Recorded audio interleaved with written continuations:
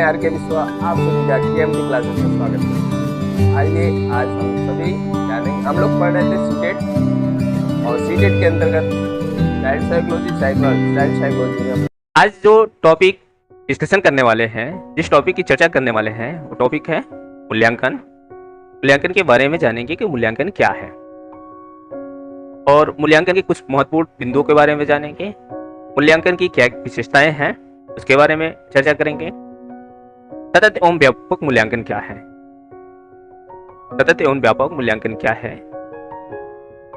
Continuous comprehensive evaluation क्या है, इसके बारे में डिस्कशन करेंगे। और अंत में जानेंगे कि विद्यालय आधारित मूल्यांकन क्या है, स्कूल बेस्ड इवैल्यूएशन या स्कूल बेस्ड असेसमेंट क्या है। तो आइए जानते हैं मूल्यांकन क्या है। मूल्यांकन, जिसको अंग्रेजी में इवैल्यूएशन कहते हैं। इवैल्यूएशन के अंतर्गत मेजरमेंट प्लस वैल्यू जजमेंट किया जाता है। मापन और मूल्यों को सही निर्णय लिया जाता है। इस प्रकार कह सकते हैं कि मूल्यांकन का शाब्दिक अर्थ है मूल्य का अंकन करना, यानी मूल्य का अंकन करना ही मूल्यांकन कहलाता है। मूल्य का अंकन करना मूल्यांकन है। शाब्दिक अर्थ में अगर बात करें मूल्यांकन क्या है, तो मूल्य का अंकन करना ही मूल्यांकन है। किसी विषय, वस्तु या व्यक्ति आदि के गुण और दोषों का विवेचन करके उसके संबंध में सही निर्णय करना, उसके संबंध में सही निर्णय करना, क्या करना है, सही निर्णय करना मूल्यांकन कहलाता है। किसी भी वस्तु या विषय या व्यक्ति के गुणों दोषों के आधार पर उसके संबंध में सही निर्णय करना मूल्यांकन कहलाता है। तो मूल्यांकन मात्रात्मक भी हो सकता है, गुणात्मक, दोनों तरह का मूल्यांकन किया जाता है। मूल्यांकन से हमें यह पता चलता है या मूल्यांकन हमें यह बताता है कि बालक ने किस सीमा तक, यानी बालक ने किस सीमा तक किन शैक्षिक उद्देश्यों को प्राप्त किया है। ये शैक्षिक मूल्यांकन के अंतर्गत आ जाए। तो यहाँ पे आप देख सकते हैं एक शिक्षक बालक का मूल्यांकन कर रहा है, तो शिक्षक यहाँ पे ये देख रहा है कि ये जो बालक है वो शैक्षिक उद्देश्यों को किस सीमा तक प्राप्त किया है। तो क्या शिक्षक क्या करेंगे, अब इसके विषय में सही निर्णय ले सकेंगे। तो इसे ही क्या कहते हैं, मूल्यांकन कहते हैं। मूल्यांकन हमें यह बताता है कि बालक किस सीमा तक किन शैक्षिक उद्देश्यों को प्राप्त किया है। क्लियर है? कुछ महत्वपूर्ण बिंदु मूल्यांकन से क्या जाना जा सकता है, किन किन बातों को। छात्रों में वृद्धि और विकास को, छात्रों में वृद्धि और विकास में ये मूल्यांकन क्या करता है, सहायता करता है। छात्रों के वृद्धि और विकास में छात्रों द्वारा जो अर्जित ज्ञान है उसकी जांच करने में मूल्यांकन मदद करता है। ये छात्रों ने कितना ज्ञान अर्जित किया है उसका जांच करता है। छात्रों के वृद्धि और विकास में जो बाधाएं उत्पन्न होती है उसको जानने में भी ये मदद करता है। कौन? मूल्यांकन। क्लियर है? पाठ्यक्रम में आवश्यक सुधार, यानी कि पाठ्यक्रम में आवश्यक संशोधन करने में भी मूल्यांकन क्या करता है, मदद करता है। परीक्षा प्रणाली में सुधार करने में मूल्यांकन क्या करता है, मदद करता है। व्यक्तिगत विभिन्नताओं को जानने में भी मूल्यांकन मदद करता है, व्यक्तिगत विभिन्नता को पता लगाने में। क्लियर है यहाँ तक?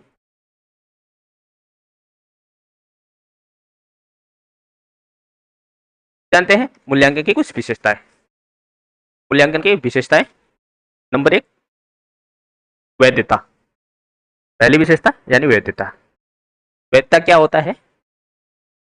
अगर वैधता से तात्पर्य देखा जाए तो बालक किसी भी कार्य करता है, कोई भी कार्य करता है, या आप कह सकते हैं बालक का कोई भी फलांक है, उस पर किसी भी व्यक्तिगत रुचि का प्रभाव न पड़े, यानी बालक के फलांकों पर किसी तरह का कोई व्यक्तिगत रुचि का प्रभाव न पड़े। अगर इसको दूसरे तरीके से कह सकते हैं कि कोई भी परीक्षण है, परीक्षण में प्रश्न के उत्तर अलग अलग न होकर केवल एक ही हो, तब वो मानेंगे वैध है। किसी भी परीक्षण के लिए जो प्रश्न है, प्रश्नों के उत्तर जो अलग अलग न होकर वो कैसा हो, एक ही हो, तो उसको मानेंगे वैध है। क्लियर है? कोई भी परीक्षण है, परीक्षण का मूल्यांकन करे तो छात्र का जो निष्पादन है वो हमेशा बराबर हो, अर्थात सभी परीक्षक एक ही निर्णय पर पहुंचे तो कहेंगे वैध है। क्लियर? या फिर इस प्रकार से भी कह सकते हैं, अगर हम कोई प्रश्न बनाते हैं जिस लेवल के विद्यार्थियों के लिए बनाते हैं, वो जिस मापन के लिए बनाते हैं वो मापन पूरा करता है तो कहेंगे वो वैध है। क्लियर। दूसरी विशेषता है विश्वसनीयता। विश्वसनीयता यानी व्यवहार की शुद्धता, संगति, एक्यूरेसी एंड कंसिस्टेंसी से है विश्वसनीय। अगर कोई भी परीक्षण है या कोई व्यक्ति या छात्र परीक्षा देता है, एग्जाम देता है और उसका मूल्यांकन होता है, उसके उत्तर पुस्तिका का मूल्यांकन होता है, तो चाहे जितने भी शिक्षक उस उत्तर पुस्तिका को जज करें, लेकिन उसका अंक सेम आएगा, समान अंक आएगा, तो कहेंगे ये विश्वसनीय है। क्लियर। ऑब्जेक्टिविटी यानी वस्तुनिष्ठ, वस्तुनिष्ठता।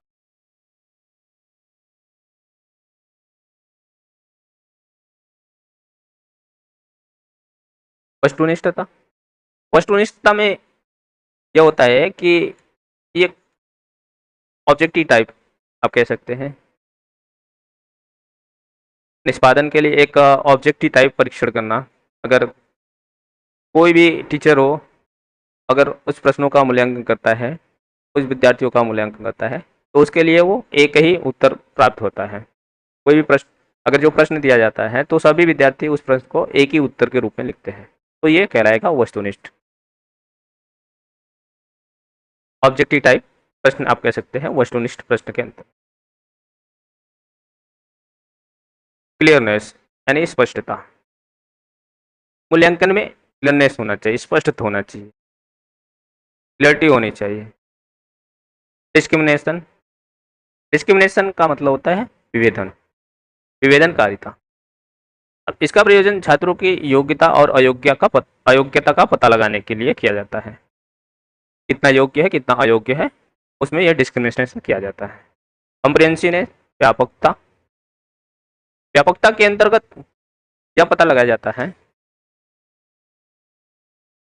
कि जो भी, अगर कोई भी पाठ्यक्रम है वो अधिक से अधिक तथ्यों, टॉपिक उसके अंतर्गत सम्मिलित किया जाए, और विद्यार्थियों का अगर मूल्यांकन करें तो उसके समस्त पक्षों का मूल्यांकन, व्यापक रूप में मूल्यांकन करें। प्रैक्टिकेबिलिटी यानी व्यवहारिकता। अगला जो हिस्सा है वो प्रैक्टिकेबिलिटी, व्यवहारिकता। जब तक एक परीक्षण में व्यावहारिकता का गुण नहीं होगा तब तक वो अधिक उपयोगी बिल्कुल नहीं होगा, क्योंकि एक परीक्षण वास्तविक, सरल, आकर्षक, रुचिकर होना चाहिए। प्रश्न की जो भाषा हो वो सरल होनी चाहिए, ये तभी वो उसका सही तरीके से मूल्यांकन कर पाता है, अन्यथा उसका सही तरीके से मूल्यांकन नहीं कर पाए। क्लियर है। तो ये था मूल्यांकन की विशेषताएं: वैधता, विश्वसनीयता, वस्तुनिष्ठता, स्पष्टता, विवेदनकारिता, व्यापकता और व्यवहारिकता। क्लियर। अब बात करते हैं कि कुछ मुख्य मूल्यांकन प्रविधि इस प्रकार है जिसके माध्यम से मूल्यांकन किया जाता है।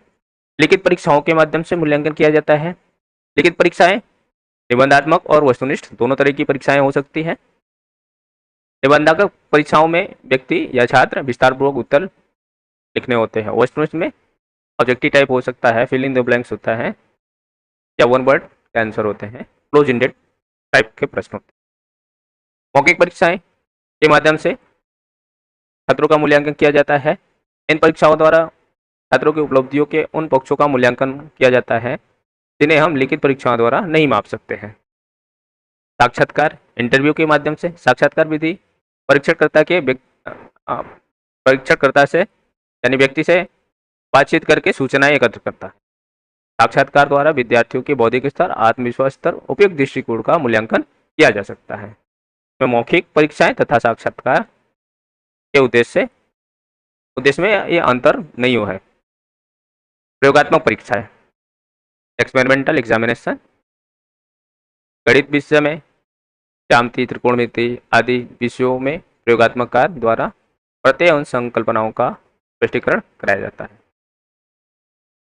प्रेक्षण यानी ऑब्जर्वेशन विधि के माध्यम से इसमें व्यक्ति की स्वाभाविक दशा में घटित होने वाले व्यवहारगत घटनाओं का घटनाओं तथा परिवर्तन के अभिलेख तैयार किए जाते हैं, यानी कि ऑब्जर्वेशन के माध्यम से विद्यार्थियों का मूल्यांकन किया जाता है। पोर्टफोलियो, इसमें विद्यार्थियों के सभी पक्षों का रिकॉर्ड तैयार किया जाता है। इसके द्वारा छात्र के कौशल मूल्यांकन को संग्रहित किया जाता है। समय की एक निश्चित अवधि में विद्यार्थियों द्वारा किए गए कार्यों का संग्रह, यानी डेली के कार्यों का भी हो सकते हैं। पोर्टफोलियो में बच्चों को महत्वपूर्ण जानकारी मिलती है। पोर्टफोलियो के द्वारा बच्चों की महत्वपूर्ण जानकारी मिलती है, जैसे व्यक्तिगत, सामाजिक, पारिवारिक, शैक्षिक, अशैक्षिक, सांस्कृतिक, सामाजिक, सभी प्रकार के जानकारी, बच्चों की भाषा के विकास के क्रमिक प्रगति रिकॉर्ड रखना इत्यादि होता है। संचित अभिलेख यानी कम्युनिटी रिकॉर्ड, छात्रों की व्यक्तिगत के विभिन्न पक्षों पर आए व्यवहार, परिवर्तनों और उपलब्धियों को एक प्रपत्र के रूप में लिखकर सुरक्षित रखा जाता है, जिसे संचित अभिलेख कहते हैं। बच्चों की शारीरिक, मानसिक, सामाजिक, नैतिक, मनोवैज्ञानिक अभिलेख तैयार करना, दूसरे शब्दों में कहते हैं सर्वांगीण अभिलेख, यानी विद्यार्थियों से संबंधित। निर्धारण मापने, रेटिंग स्केल, बच्चों की योग्यता व उपलब्धि को इस तरह जांचना कि वह किस स्तर की है, इस बात पर निर्धारण करने के लिए निर्धारण मापने का प्रयोग करते हैं, जैसे ग्रेड देना, फर्स्ट सेकेंड थर्ड, प्रथम द्वितीय तृतीय, ज़्यादा कम सबसे ज़्यादा, इस तरह का ग्रेड दिया जाता है। अब बात करते हैं कंटिन्यूअस कॉम्प्रिहेंसिव इवैल्यूएशन, सतत और व्यापक मूल्यांकन। सतत और व्यापक मूल्यांकन क्या है, इसके बारे में। राष्ट्रीय शिक्षा नीति 1986 के अनुसार सतत और व्यापक मूल्यांकन, जिसमें मूल्यांकन के शैक्षिक और गैर शैक्षिक दोनों पहलू को, यानी सतत और व्यापक मूल्यांकन में राष्ट्रीय शिक्षा नीति 1986 ने जो कहा है, उनके अनुसार जो मूल्यांकन हो जिसमें शैक्षिक और गैर शैक्षिक दोनों पहलू शामिल हो और जो शिक्षक की संपूर्ण अवधि के लिए हो, इस बात पर जोर देती है। यानी कंटिन्यूअस कॉम्प्रिहेंसिव इवैल्यूएशन इसलिए जरूरी है ताकि जल्द से जल्द, यानी जल्दी से जल्दी होने वाली गलतियों की जगह कम से कम, यानी कम अंतराल पर होने वाली गलतियों को सुधारना को और अधिक स्पष्ट करते हैं। सतत और व्यापक मूल्यांकन से आता है। सतत और व्यापक मूल्यांकन बच्चों के विकास के समस्त क्षेत्रों का सतत और नियमित आकलन करना सतत और व्यापक मूल्यांकन कहलाता है। आप देख सकते हैं कि एक शिक्षक है, शिक्षक बालक के शैक्षिक और गैर शैक्षिक सभी पक्षों का व्यापक तरीके से नियमित मूल्यांकन, ये सतत और व्यापक मूल्यांकन कहलाता है, जिसमें विभिन्न विधियों, विभिन्न उपकरणों के माध्यम से बच्चों का आकलन किया जाता है। सतत और व्यापक आकलन, यानी तीन शब्द जो है वो इस प्रकार है, सतत, व्यापक और मूल्यांकन। इन तीनों शब्दों को समझना जरूरी है। सतत का मतलब यानी कंटिन्यूअस, कंटिन्यूअस का मतलब लगातार, सतत का अर्थ है लगातार, लगातार के साथ साथ इसमें आकलन जुड़ा है या मूल्यांकन जुड़ा हुआ है। सतत के साथ आकलन जुड़ा हुआ है, यानी कि सतत आकलन या सतत मूल्यांकन करना, लगातार मूल्यांकन करना। व्यापक, व्यापक से अर्थ है बच्चे के समस्त पक्षों का, शारीरिक, मानसिक, भौतिक, नैतिक, सामवेगिक, इमोशंस, यानी सभी पक्षों का मूल्यांकन करना, सभी स्किल का। व्यापकता से आशय बच्चे के समस्त कौशलों, गुणों का विकास से है, जिसमें शारीरिक, मानसिक, सामाजिक, नैतिक, सामवेगिक, भाषाई, इंटेलेक्चुअल सभी विकास सम्मिलित है, जो एक अच्छे नागरिक के लिए आवश्यक होते हैं। मूल्यांकन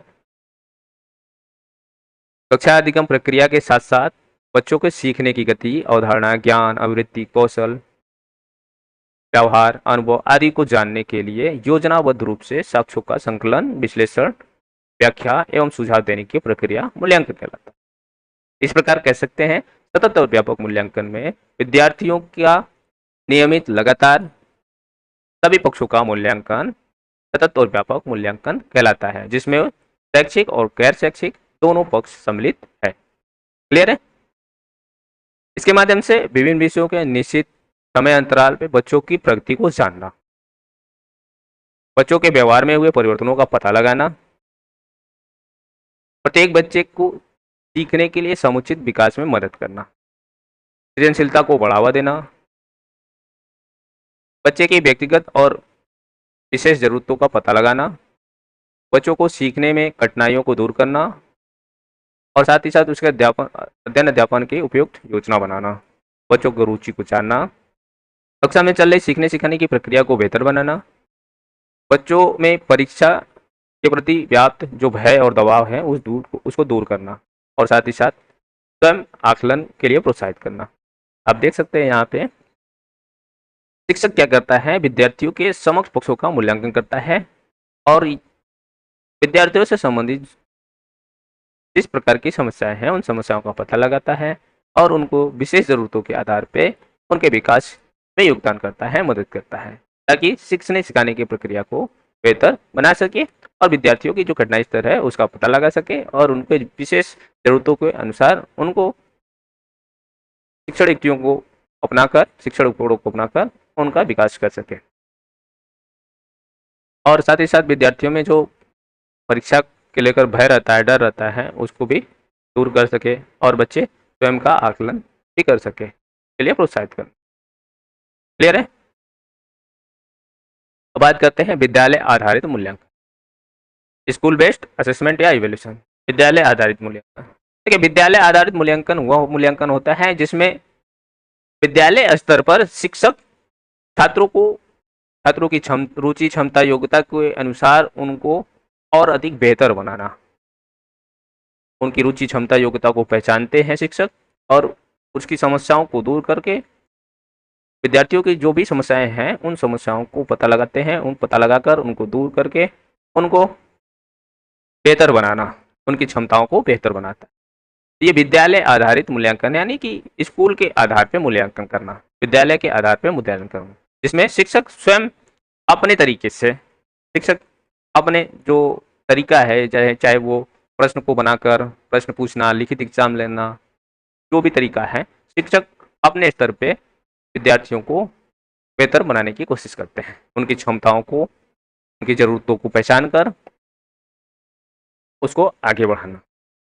इसी को कहते हैं विद्यालय आधारित मूल्यांकन, यानी शिक्षक अपने आधार पे विद्यार्थियों का मूल्यांकन करता है, अपने स्तर के आधार।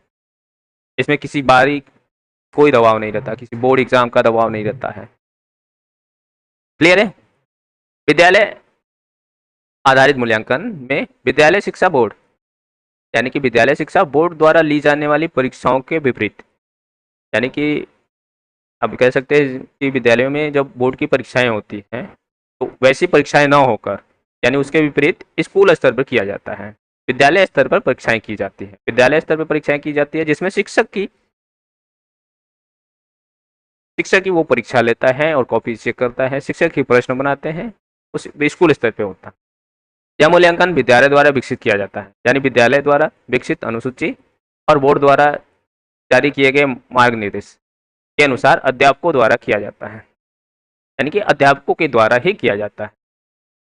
इसमें अध्यापक बाहरी पेपरों की जगह स्कूल स्तर पर खुद ही उनकी क्षमताओं को बेहतर बनाता है, यानी कि आप कह सकते हैं इसमें बाहरी पेपरों के अलावा, यानी कि बाहरी पेपर इसमें काम नहीं आता है। स्कूल स्तर पर जो शिक्षक होता है वो शिक्षक अपने आधार पे प्रश्न तैयार करते हैं, पेपर तैयार करते हैं और परीक्षाएं लेते हैं और विद्यार्थियों की क्षमताओं का पता करते हैं, ताकि उनकी क्षमताओं का पता कर सके और उनकी कमियों को दूर कर सके। क्लियर है? विद्यालय आधारित मूल्यांकन, यानी विद्यालय के आधार पर जो मूल्यांकन किया जाता है वो विद्यालय आधारित मूल्यांकन कहलाता है। स्कूल के आधार पे मूल्यांकन करना ही विद्यालय आधारित मूल्यांकन है, जिसमें शिक्षक अपने स्तर के आधार पे शिक्षक स्वयं इसका मूल्यांकन करता है। क्लियर है?